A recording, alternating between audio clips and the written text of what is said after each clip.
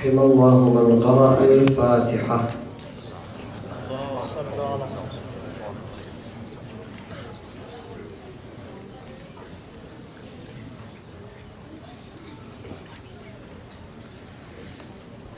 Before I begin, I would like to ask the brothers and sisters to possibly put their phones on silent, and for the sisters to observe silence, for the children to observe silence, inshallah, for the respect of the Majlis of Imam Hussein.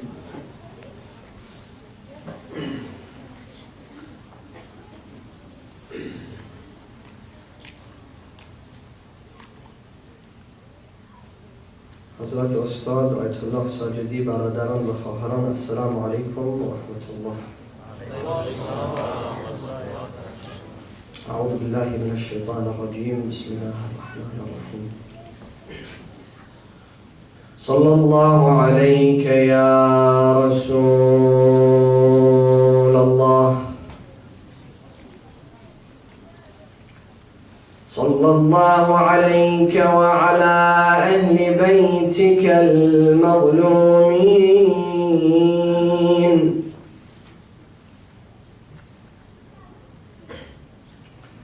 صلى الله عليك يا سيدي ومولاي وابن مولاي يا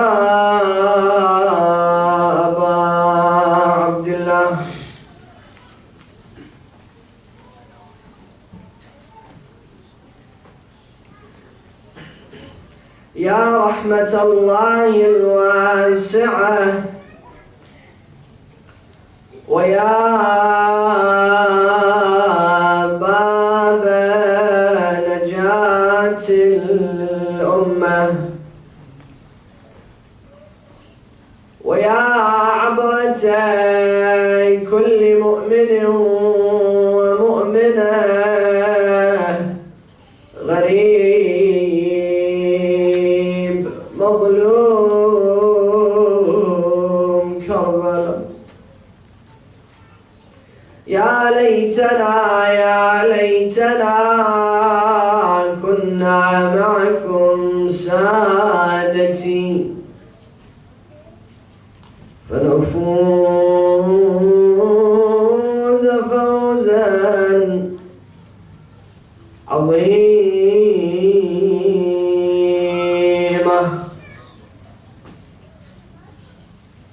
قال الله تعالى في محكم كتابه الكريم: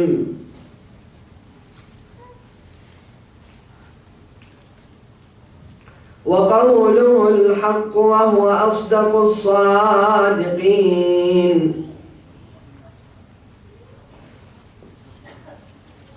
أعوذ بالله من الشيطان الرجيم.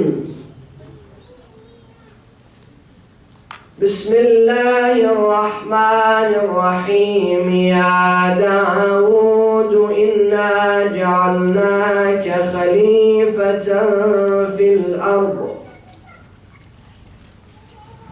إنا جعلناك خليفة في الأرض فاحكم بين الناس بالحق. Sweeten your gathering with a loud remembrance upon Muhammad wa Ali Muhammad.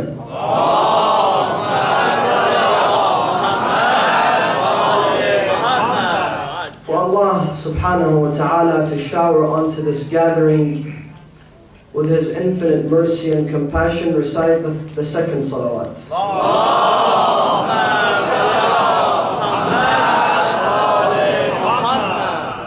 Allah subhanahu wa ta'ala to accept and to acknowledge our commemoration for our master and our Mawla Al-Imam Abi Abdullah Al-Hussein, recite the third salawat with the loudest of your voices.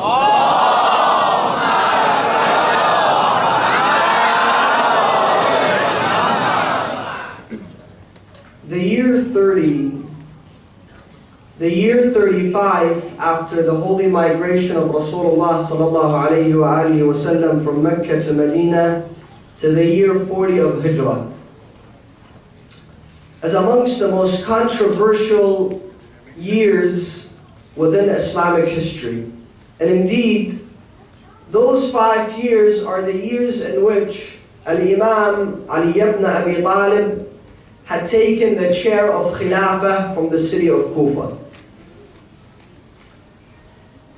And religious and Islamic historians have examined the year 35 to the year 40 after Hijrah in many ways. However, many historians describe those 5 years of the Khilafah of Imam Ali with 3 major or 4 major qualities. The first quality that they attribute to those 5 years of the Khilafah of Imam Ali is that the Islamic empire and the Islamic territory was not expanded in those 5 years, not even by an inch. What does this mean? This means that unlike the Khulafa and the rulers prior to him, who expanded the Islamic empire and expanded the Islamic territory, and they gained a lot of wealth, a lot of gold, a lot of silver from those invaded lands, and they deposited that into the Islamic treasury. They were able to take many slaves as captives of war. They were able to gain a lot of territory and land and property and give that to the members of the Islamic army. Therefore, the years prior to him were years of prosperity, years of wealth, years of expansion, years of wars. However, while he became the Khalifa, not only the Islamic empire did not expand by an inch, but there was no money being deposited from invaded territories in the Islamic treasury. There were no new slaves being brought into Islam to be gifted or owned by the Muslims. There were no properties and lands being gifted to the members of the Islamic army. That's number one. Number two is that he faced 3 major civil wars. The first war was the Battle of Jamal. 18,000 people were killed in the Battle of Jamal. The second battle was the Battle of Siffin. And the Battle of Siffin, 75,000 Muslims were killed from both parties. And then he faced the Battle of Nahrawan with 4,000 to 5,000 casualties. So a total of 100,000 Muslims were killed during his Khilafah. The third quality is that Bani Umayyah, the Umayyad dynasty, gained strength during the years 35 to 40 after the Hijrah, while he was the Khalifa. And number 4, the establishment of the Khawarij also occurred between the year 35 to the year 40 after the Hijrah. So listen carefully now. The question that arises here is whether Imam Ali was a capable Khalifa, a powerful Khalifa, a wise leader.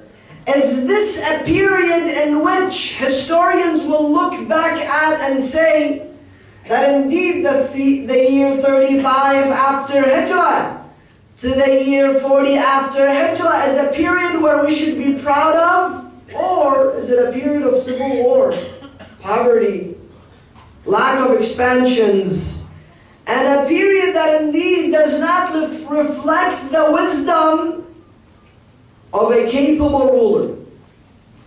In order for us to examine this topic tonight, I have decided to break this topic into the following segments. Number 1, examining the Khilafah of Imam Ali ibn Abi Talib through the eyes of non-Muslims. Not the character of Imam Ali, not the wisdom of Imam Ali, not the knowledge of Imam Ali, through the perspective of non-Muslims, because that would by itself take many lectures. We will only examine the perspective of non-Muslim leaders and thinkers and politicians in reference to the Khilafah of Imam Ali ibn Abi Talib salawatullahi alayhi.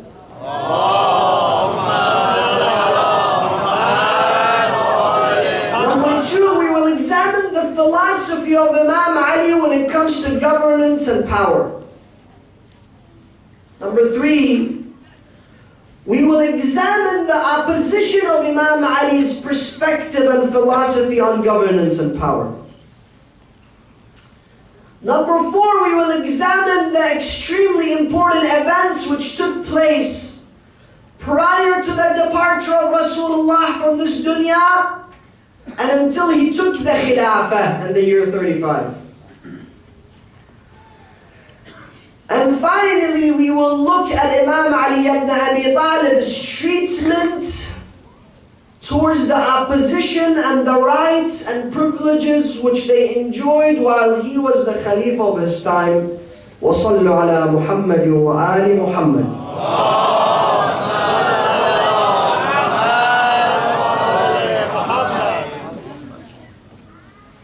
In the year 1997, Kofi Annan writes a letter referring to the letter of Imam Ali ibn Abi Talib to his governor Malik al-Ashtar al-Nakha'i to Egypt.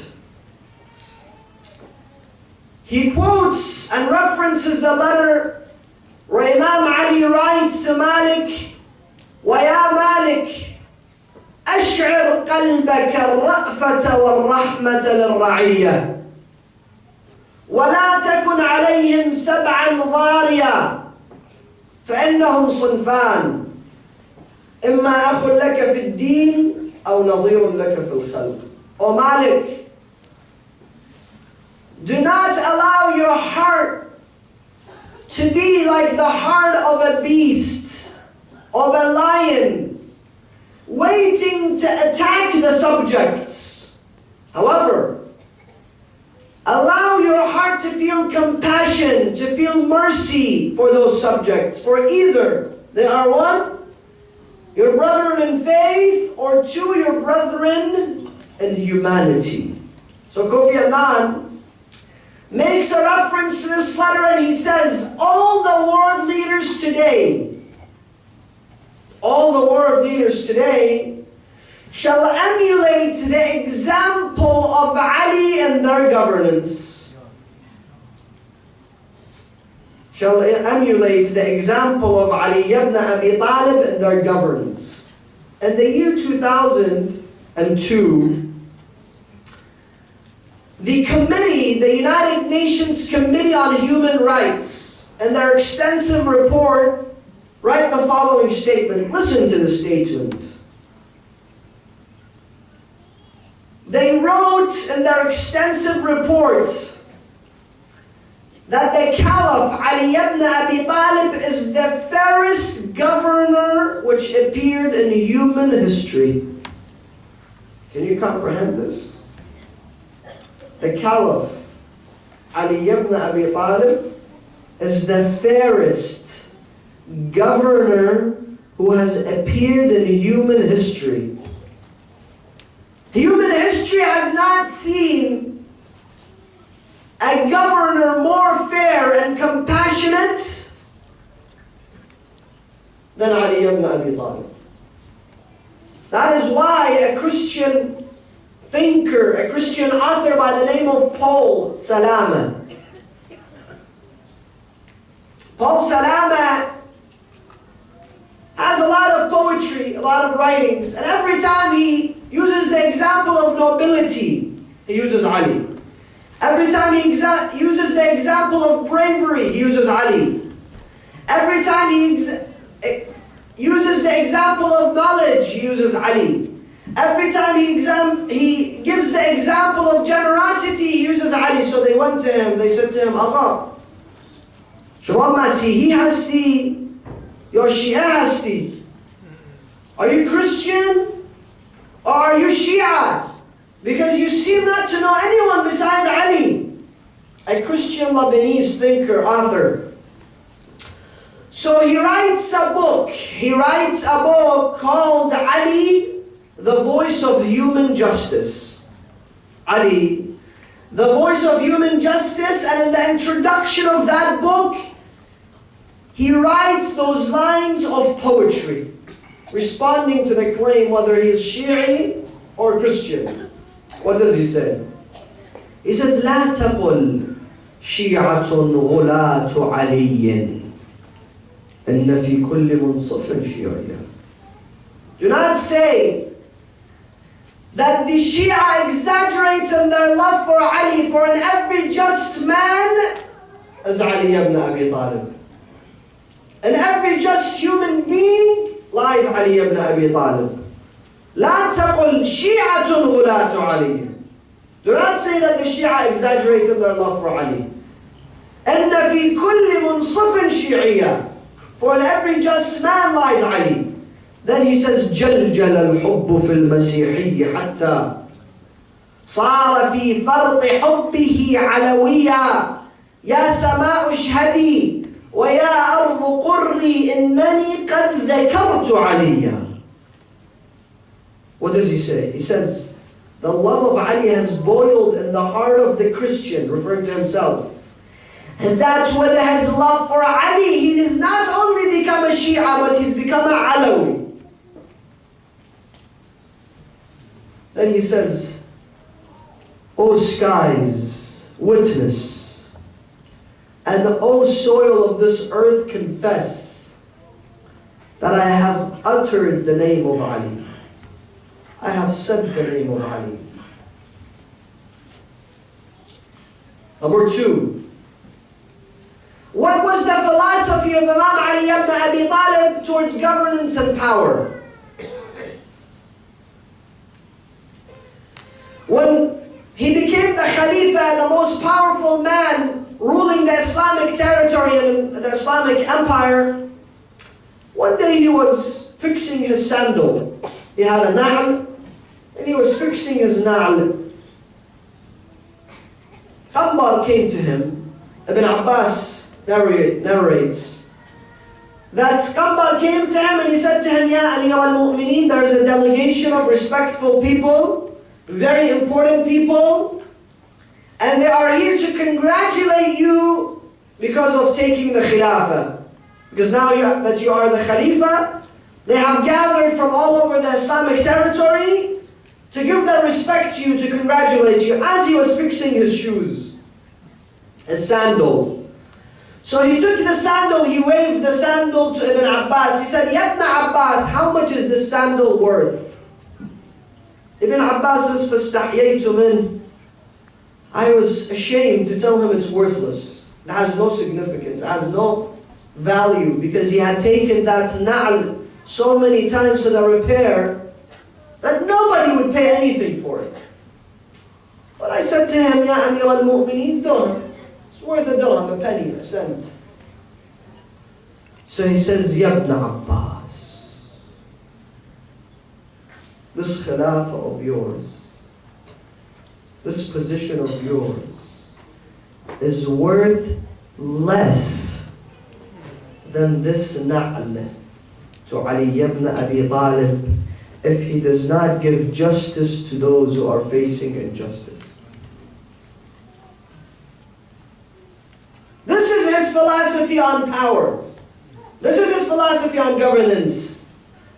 And another hadith, and another eloquent statement, he says, Wallah, لو أعطيت الأقاليم السبع لكي أعصي الله في نملة أسلبها شعيرة لما فعلت.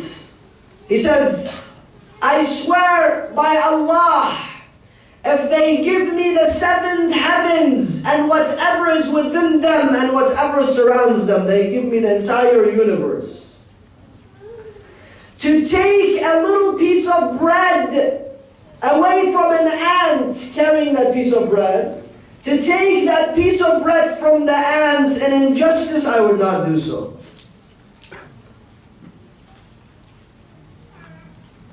What does he give as advice to his sons, Hassan and Hussein? He says, Bunayya Hassan, Bunayya Hussein, Kunu lil-zalimi khasma walil-mazlumi awna.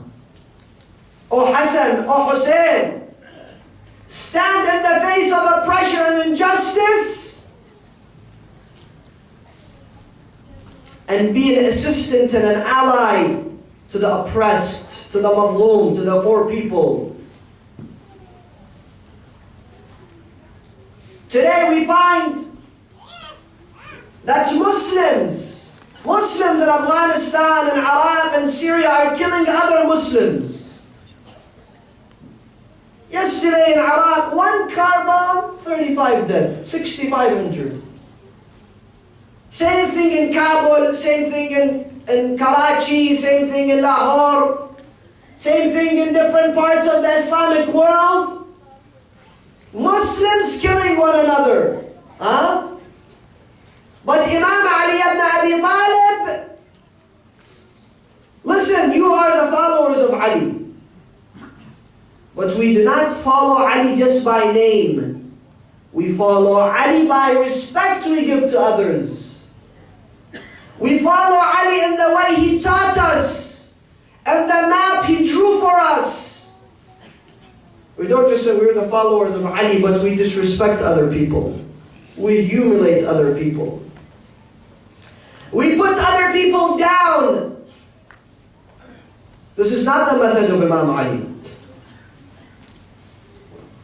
Imam Ali would not point at other people and call them mukhalif. Imam Ali never actually referred to other people by you are different than me. He never separated himself from the people. He embraced the people. He respected the people. Inshallah, we'll speak about that. So, Imam Ali ibn Abi Talib, salawatullahi wa salamuhu alayh, this leader that we follow, that we are meant to emulate, teaches us respect. Respecting others.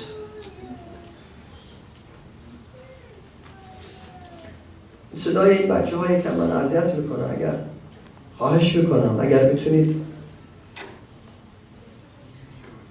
لطف کنید در حق ما، خیلی ممنون و متشکر میشم. صلی علی محمد و آل محمد.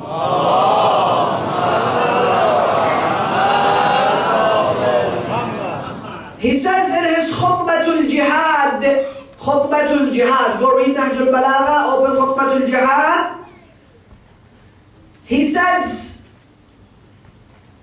وَأَمَّا بَعْدْ فَقَدْ بَلَغَنِي أَنَّ الرَّجُلَ مِنْهُمْ يدخل على المرأة المسلمة وأخرى المعاهدة فيسلب منها حجلها وقلائدها فتستغيث به باسترحام.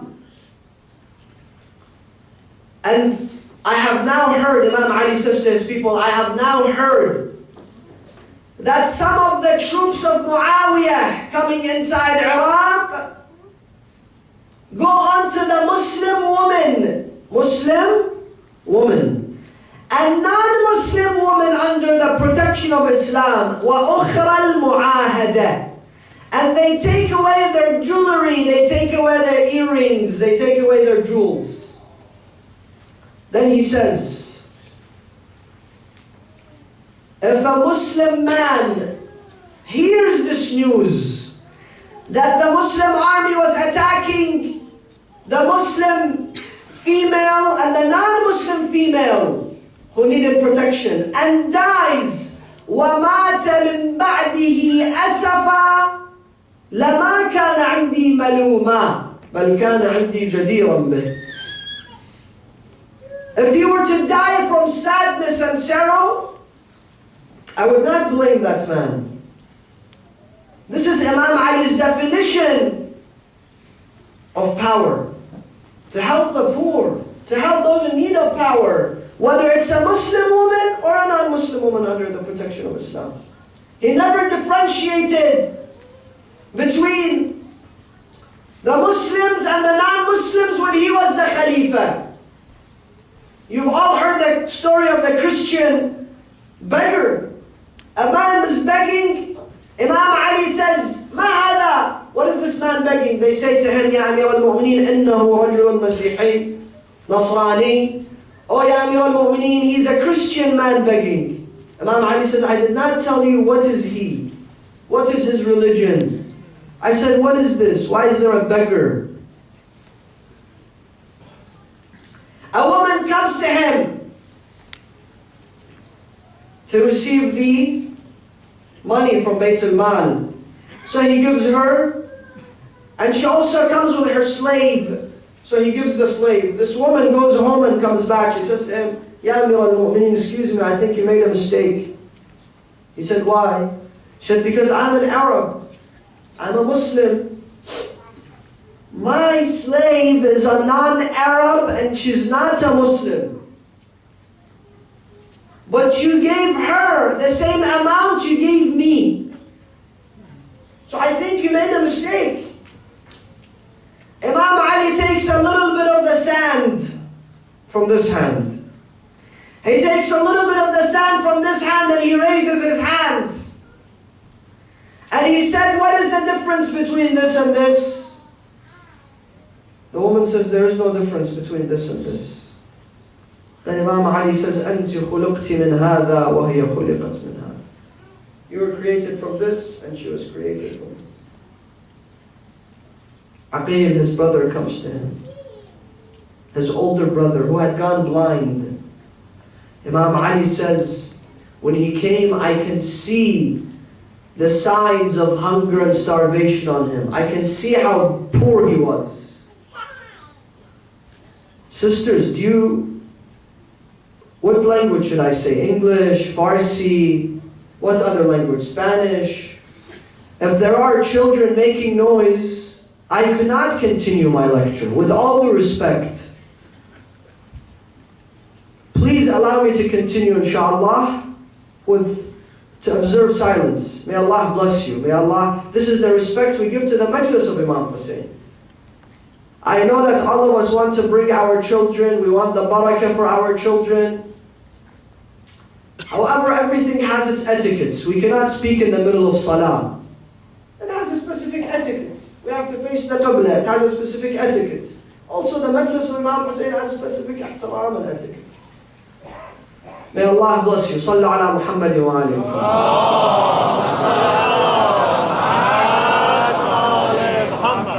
For Allah subhanahu wa ta'ala to shower onto us from His compassion and mercy, recite the second salawat with the loudest of your voices.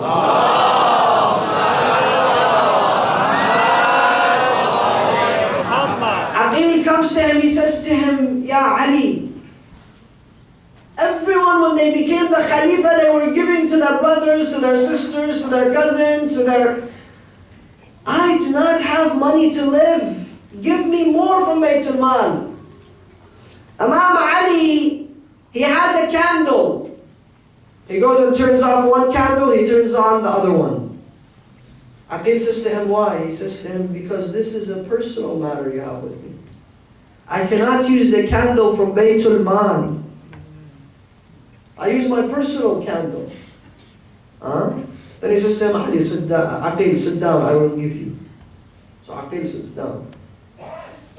Then he puts the sword, Dhul Fiqar, inside the fire. When it heats, when it becomes red, he points towards the hand of Aqil. He says, "Aqil, take." So Aqil brings his hand. As soon as it gets closer to the sword, he moves his hand. He says, "Ah!" Imam Ali says, "Ah! أنت إنه من نار هيأها المخلوق للعبه وتبعثني إلى نار هيأها الخالق لغضبه. He says to him, you whine from the fire that the creation, meaning himself, has created to warm himself. But you send me to a fire that the Creator has made for his punishment. This is the equality. This is his philosophy on rule, on power, on governance. What was his opposition's philosophy on rule and governance? How did they perceive governance? This is the important question. Muawiyah ibn Abi Sufyan, when he became the Khalifa, when he declared himself as the Khalifa, he came to Kufa and he sat on the mimbar of Masjid al-Kufa and he says, Ya Ahl al-Iraq, O the people of Iraq, Wallah, ما قاتلتكم لكي تصلوا وتصوموا وتزكوا وتحجوا. He says, I did not fight with you so you pray. I did not fight with you so you fast. I did not fight with you to pay the zakat or to perform the hajj. بل قاتلتكم لكي أتأمر عليكم. But I fought with you to become your ruler. I fought with you to become your governor. And if you go astray, my sword will make you walk straight. This is the opposition's philosophy. Abdul Malik ibn Warman, he's given the title of Malik al-Muluk. Malik al-Muluk, the king of kings. The title of Allah, they give it to this Abdul Malik ibn Marwan. Malik al-Muluk, the king of kings. Who is this king of kings? This king of kings, when he would walk from his house, read his biography, to the masjid, he would see some grasshoppers, malach. He would not step on the grasshoppers. He would say, I cannot step on the ants. I cannot step on the grasshoppers. When he became the Khalifa, he killed 50,000 people. Not only that, he took 30,000 people of his opposition and he popped their eyes out of their scalps while they were alive.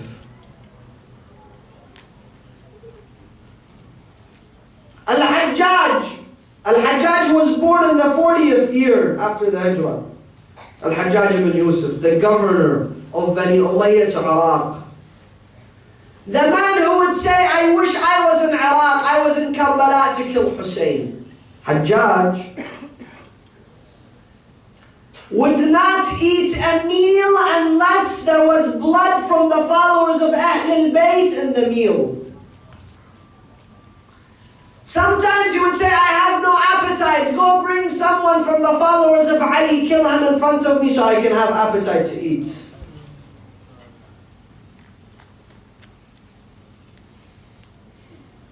Not only Hajjaj, Harun al-Rashid, they call him Harun al-Rashid, the wise. Harun al-Umawi. Let us read our history. Let us find out what happened. We appreciate sitting now in the majlis. We appreciate having access to the ulama. Do you know the followers of Ahlul Bayt, what they had to endure? At the time of Harun, one day, Harun had a friend by the name of Ibn Qahtaba. One day Harun was drunk, so he tells his slave, go call Ibn Qahtaba. So Ibn Qahtaba comes in the middle of the night. He says to him, Ya Amir al-Mu'mineen, what do you need? He says to him, what do you have to offer for us? what do you have to offer to the Khalifa? So Ibn Qahtaba says, "O Harun, I am willing to offer myself to you." So he says to him, "You yourself, what are you worth? You're worth nothing. I have an army of hundreds of thousands of people. Go back." As soon as he goes back again, the ambassador of the Khalifa, Al-Harun, comes to him. He says, "Ajib al-Amir." So he comes, "Assalamu alayka Amir al-Mu'mineen." And Harun is drunk. The Khalifa is drunk. He says to him, "What do you need?" He says to him, "What do you have, Ya Ibn Qahtaba, to offer Amir al-Mu'mineen?" He says, "I have my wealth. I will give you all my wealth." He says to him, "Ya Ibn Qahtaba, I have a lot of wealth, more than you. I don't need your wealth. Go." The third time he comes and he says to him, "Ajib al-Amir, what do you have to offer?" He says, "I have my wealth, myself, my children for the Amir." He says, "I don't need you, your wealth, or your children. Go." The fourth time he comes, "What do you have to offer?" "Myself, my wealth, my children, and my haram, my mahram." He says to him, "No, I don't need your mahram. There's plenty of them here. Go."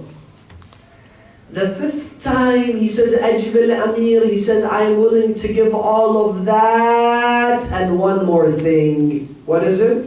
My faith,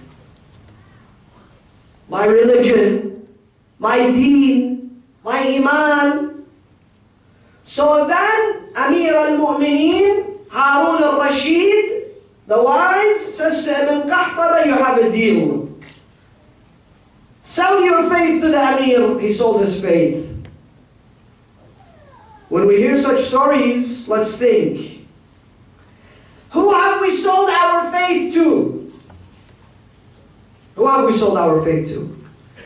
Have we sold our faith to a friend? Have we sold our faith to shaitan? Have we sold our faith to our reputation in high school and college? Have we sold our faith to drinking or alcohol? Nastajiru billah. What have we sold our faith to? Have we sold our faith to our own self? Some people sell their faith to their own selves, for their own pleasure, for their own desire, for their own greed. So as soon as he sells the faith, he's about to leave. Then the messenger says to him, "Where are you going?" He says, "I'm going to sleep. It's in the middle of the night." He says to him, "No, you just sold your faith. We have work." He says, "What is the work?" He takes him by the hand to a prison. Listen, he opens the door of the prison. He sees 20 teenage boys sitting in the prison. He gives him a sword. He says, "I want you to behead every one of them." He said, "Why? They're young boys, teenagers. Why would I behead them?" He says, "What's stopping you? Your faith? It's already gone." So he says, Ibn Qahtaba says, "I took the sword and I beheaded every one of them." He said, "My clothes were bloody, my hands was bloody, I was going to go home." He says to me, "Where are you going?" I said, "I'm going home to sleep." He says to him, "No, it's too early. Why are you going? What's stopping you? Your faith? You already sold your faith." He opened another door. He said, "I saw middle-aged, 20 middle-aged people." I said, "What should I do?" He said, "You take the sword, you behead every one of them." So he said, "I did that." He said, "Again, I wanted to go home." He opened another door. 20 elders, white beards. Their face was full of light. I said to him, "Who are those people? Why are we beheading them?" Listen to what he said. He said, "They are the children of Ali and Fatima, Sadat. They are Sayyids of Bani Hashim.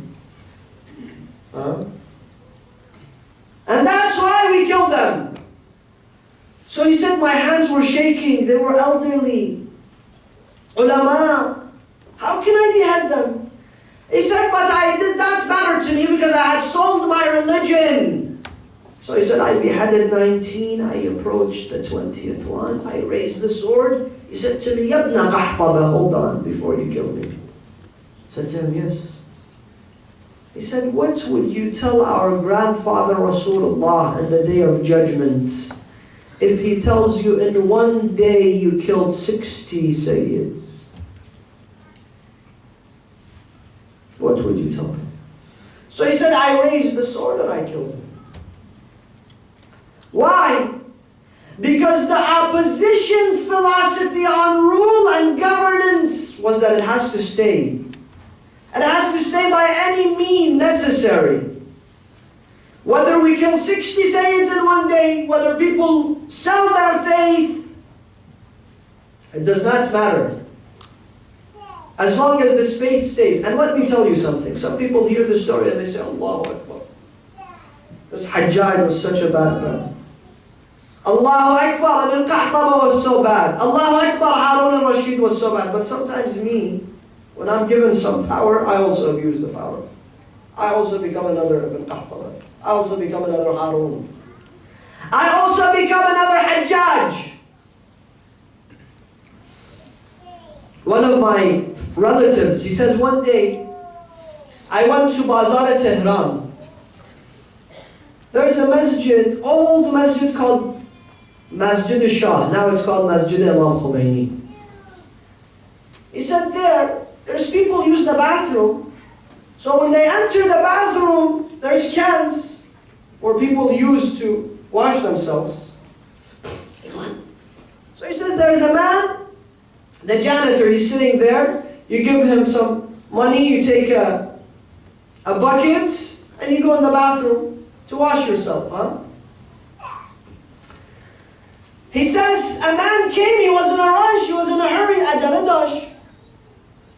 He came, he took one of those buckets and he was running towards the bathroom. The janitor says to him, hey, Hoca bir yaga. Sistem baba da biram dashwiç kaydı biram. Çara onu vermişti, ino verdim. Inform onu verdim, onu bezar saracağız. So this man came and he put the other one, he took this one, and he went to the bathroom. This man says, I was there, I looked at this janitor, I said to him, what's the difference between this floor and this floor? Why did you make him come back? He said, oh, bas kara why did you? Why did you ask him? Look at someone that has 5 buckets for people to use themselves when they go to the restroom. He's given this small, tiny power, how they have used the power.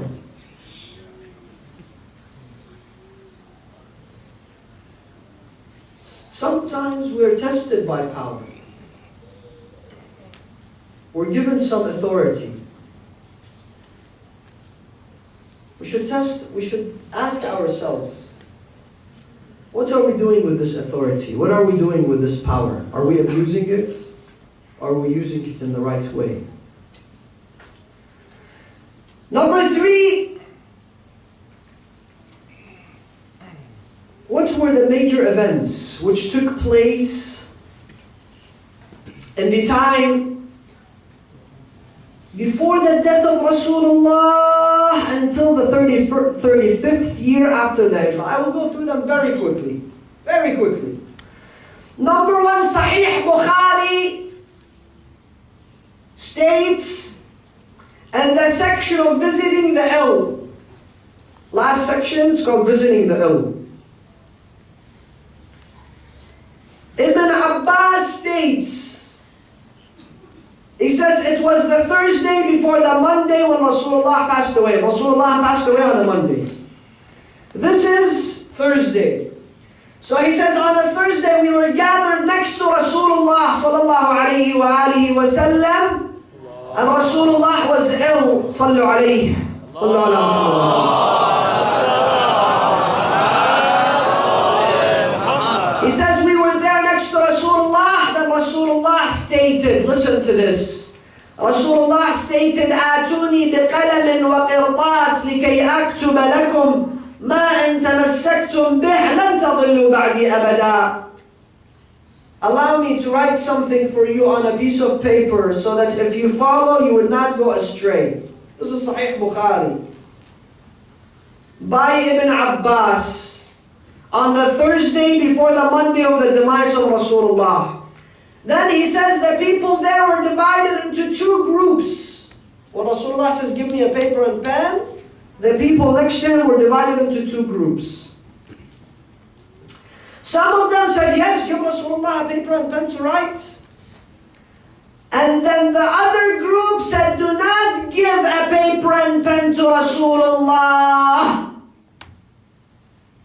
Who said that? Umar ibn al-Khattab. He said, do not give this man paper and pen. Why?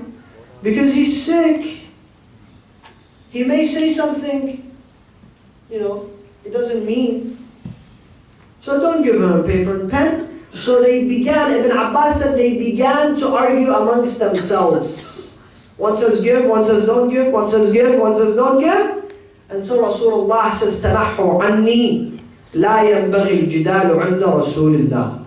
He says leave. Don't argue in front of the Prophet. Leave. So they left.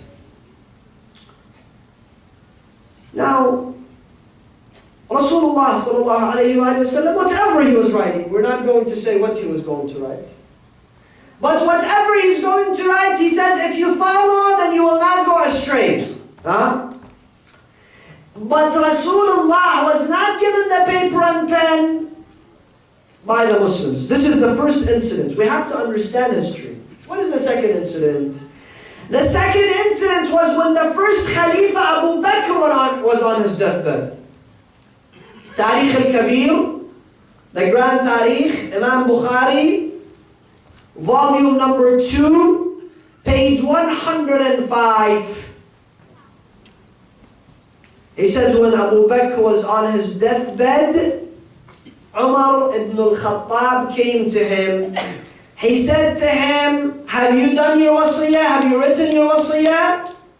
He says, no. Then he had a slave, a servant by the name of Shadid. He told him, Shadid, bring the Khalifa a paper and pen so he writes his wasiyah. So they brought a paper and pen. Shadid, the servant, brought a paper and pen. They gave it to Abu Bakr. فَوَصَّى بِهَا لِعُمَرِ ibn al-Khattab. Then he wrote, that's the Khalifa after me is Umar ibn al-Khattab. He signed it. Then Shadid went and he told the people that the Khalifa Abu Bakr has made Umar his Khalifa. Huh? Then after the second Khalifa Umar, there was a delegation of people to choose the Khalifa after them, and they almost gave bay'ah to Imam Ali. They say to him, we give you bay'ah under the guidance of the Quran, the Sunnah, wa Siratul Shaykhain, and the method of the Shaykhain. Imam Ali said, Kitab Allah wa Sunnati Rasulihi, wa na'am, wa amma Siratul Shaykhain fa ijtihadi ana. He says, Kitab Allah and the Sunnah of Rasulullah, I respect. However, the methodology and the method of the first and the second Khalifa, no, it is my own ijtihad, my own understanding. So they did not give him bay'ah. The third Khalifa, Uthman, came into power, and he was then assassinated. He was killed by the Muslims. And for 7 days his body remained unwashed and unburied. One of the things that you find in that period of time was the fact that Uthman ibn Affan had put many people of his family members as governors and people in charge. Amongst them was Walid, his stepbrother, the governor of Kufa, who as soon as he went to the house of Khilafah, he made the house of Khilafah, and he made a swimming pool there. And the swimming pool there was not for you to swim in there. It was full of wine, for him to go there and to drink from the swimming pool. Then the muaddin says, Allahu Akbar, Allahu Akbar. He gets up and he wears the amama and he goes and leads the prayers. So one day he prayed the morning prayers 4 instead of 2. They say to him, Ya Amir, you prayed 4 instead of 2. He says, yes, if you like, I can do 8. After his assassination, the only democratic election in Islam was the Khilafah of Imam Ali. They all came to him. They say to him, you have to accept the Khilafah. You have to be the Khalifa. Imam Ali first refused. Then he describes, he says they had a stampede at the door. And they ripped the shirt of Imam Hassan and Hussein, leaving me with no option but to take the Khilafah. And when he took the Khilafah, what happened?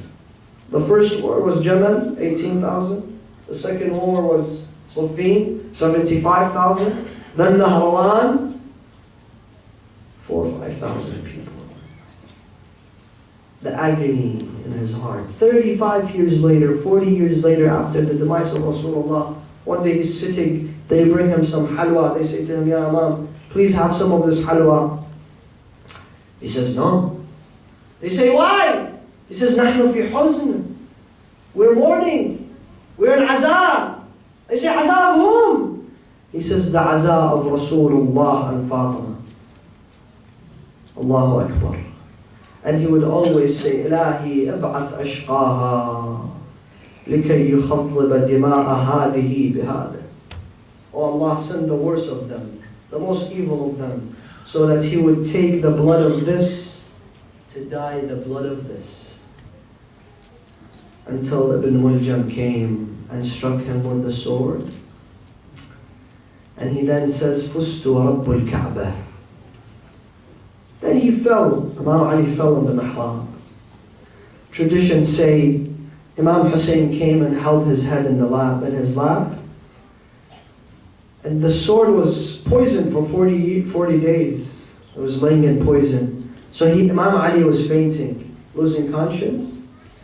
Then he saw the drips of the tears of Imam Hussein on his face. So he opened his eyes. He saw Imam Hussein crying. He says to him, Bunayya Hussein, do not cry, فَإِنَّهَا وَاللَّهِ الْجَنَّةِ. It is paradise. Imam Hussein salawatullahi alayhi cried and cried. But I tell him, Ya Amir al-Mu'mineen, laytaka fi Ashura. You should have been there on the 10th of Muharram, when there was no one to cry. For your son Abu Abdullah al-Hussein, there was no one to hold his head in his lap. Allahu Akbar. They were leaving the city of Mecca. They were leaving the city of Karbala. Zainab salawatullahi alayha put every one of the orphans and the women and the children behind the camel. Then she was all by herself. There was no one to put her under the camel. She looked towards An-Najaf al-Ashraf. She looked towards Kufa. She said to him, Abatah, Ya Amir al-Mu'mineen, I wish you were here to see how your daughter Zainab is treated. Then she looked towards the Euphrates, towards her brother Abbas, the son of that lion, saying, Oh Abbas, you are the one that brought us here. Oh, the son of Ali. Now how can you neglect your sister Zainab? I want us tonight to start the Masa'ib by this dhikr. This is a dhikr. Dhikr from the Almighty Allah subhanahu wa ta'ala. For everyone that has a hajah, for everyone that has a need. The dhikr was given to Rasulullah in the battle of Hunayn. When everyone left him, Rasulullah said, Jibreel, everyone's left me, what should I do? What should I do, Jibreel? Jibreel comes to him and he says to him, Ya Rasulullah, you want victory? Say نادي say نادي عليا مظهر العجائب تجده عونا لك في النوائب. Tonight we'll start with this dhikr. We'll start the masab inshallah with this beloved dhikr. نادي عليا مظهر العجائب. I don't want anyone to remain silent, please. نادي عليا مظهر العجائب. One more time. نادي عليا مظهر العجائب تجده عونا لك في النوائب. كل عام وغام ينجلي بولاك يا علي يا علي يا علي يا علي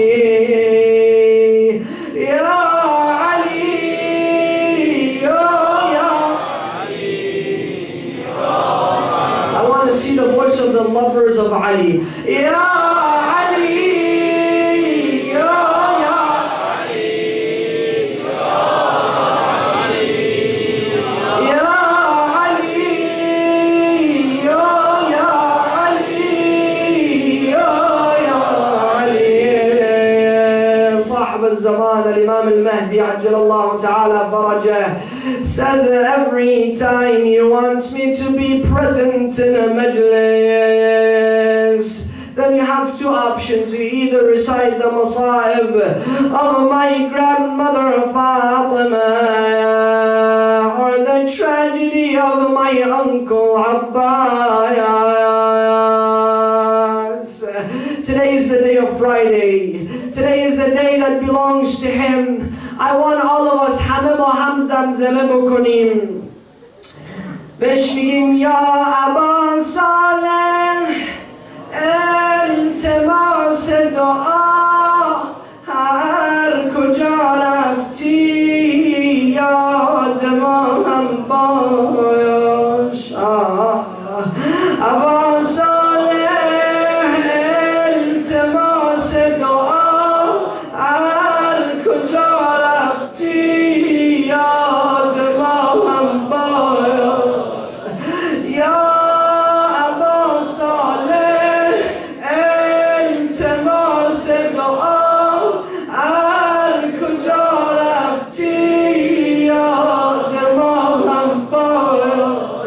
نجف رفتی کاظمی رفتی کربلا رفتی یاد ما هم باش. ابا صالح ای ابا صالح ای ابا صالح ابا صالح ای ابا صالح ای جانم نجف رفتی کاظمی رفتی کربلا رفتی. On the day of Friday, those who recite dua al-nudba, what do we say? أين الطالب بدم المقتول بكربلاء. نجف رفتی کاظمی رفتی کربلا رفتی یاد ما هم باش. ابا صالح یا ابا صالح یا ابا صالح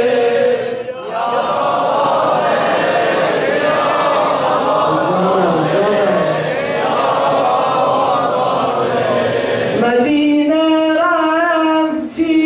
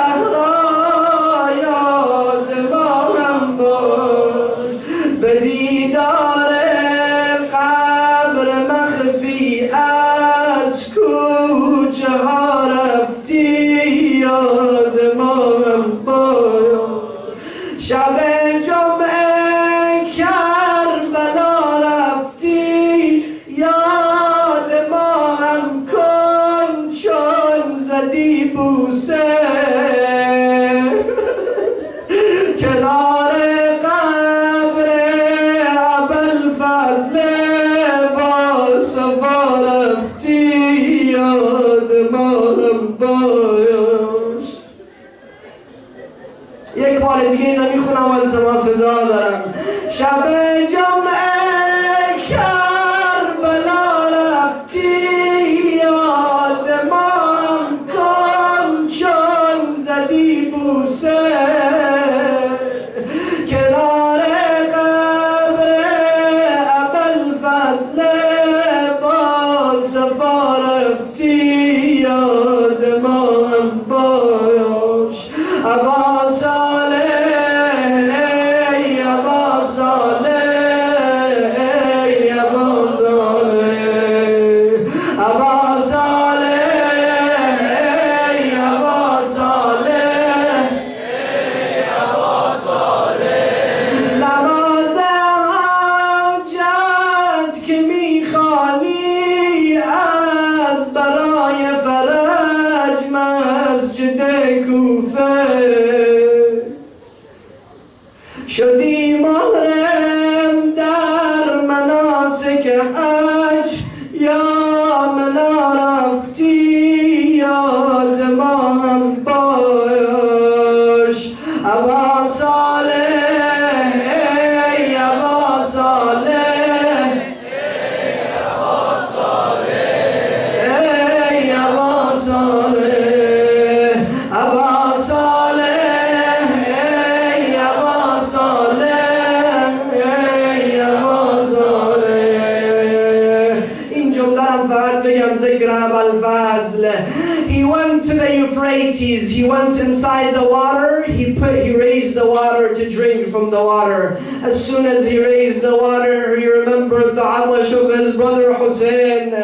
So what did he say? He said, Ya nafs, Ya nafs, I like the lights turned off, even for the last minutes that I'm speaking. I want people to cry for Abul Fadl. I want people to mourn for Imam Hussein. And maybe the lights make us shy in some ways. So he knew Imam Hussein راضی بود، پیغمبر راضی بود، حضرت امیر راضی بود، حضرت علی راضی بود، فاطمه راضی بود که از آب بخوره. آب رو که آورد بالا که از اون آب بنوشد گفت یا نفس یا نف من بعد الحسین هونی و بعده ما كنت أن تكوني هذا الحسين وارد المنون وتشربين بارد المعين. Abbas, how will you drink when your brother Hussein is thirsty? So he put the water. آب رو در مشک گذاشت. امام حسین جلوی خیمه زنان وایساده بود. به زنها به فرزندان میگفت الان عباس داره به سمت خیمه ها میاد. زنها فرزندان خوشحال میشدند. ناگهان چهره ابو عبدالله عوض شد. The women and children asked him, oh Hussein, what's happened? He said, I see a man has taken the right of Abul أين المنادي وعباسا.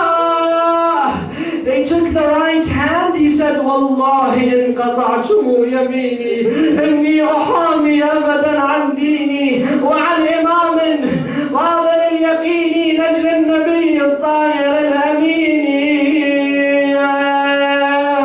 Then Imam Hussein could not stand. He sat down. When he sat down, the woman told him, oh Abu Abdullah, what happened? He said they took the left arm of Abul Fadl. All he was thinking about is this qarba, the bucket of water. So how did he hold it? He held it in his tongue, still going towards Abu Abdullah al-Hussein. Then they came, a man came in front of him. He put the arrow and he landed the arrow in the eyes of Abul Fadl. He stopped. He stopped. The blood of the eyes of Abul Fadl was dripping on the eyes of the horse. When the horse stopped, then they came from the back. Ya Sahib al-Zaman, you tell us that you are in the majlis of your uncle Abbas. آن مرد ملعون با عمود آهنی بر فرق ابوالفضل برای اولین بار چه گفت؟ گفت یا الله برگاه. چرا؟ چون کسی که از بالای اسب میفته خب با دست اول خودش رو نگه میداره. اما ابوالفضل جان he fell and he said, Akha, adrik akhak. Imam Hussein came to him, he held him. He could not see, so he says, oh man, allow me some moments to say my goodbyes to my master Hussein. He says to him, Abul Fadl, I am your brother Hussein. Allow me to take you back to the tent. He says to him, no Abbas, leave me next to the Euphrates. Chera, how can I go back and tell Rabab and Suqayyah and the children that I did not bring them water?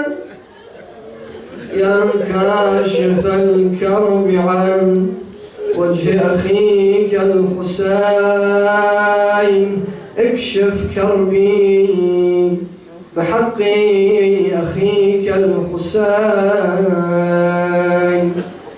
Alan Hamam, inshallah we will listen to the words of wisdom of the dear scholar, the humble scholar of Ayatollah Sajidi, the scholar that has been the student of Ayatollah Al-Uzma Milani of Mashhad.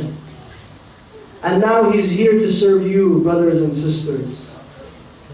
May Allah subhanahu wa ta'ala give him a prolonged life, a healthy life. May Allah inshallah keep him and protect him. Inshallah we will all listen to him بعد الصلاة على محمد وآل محمد.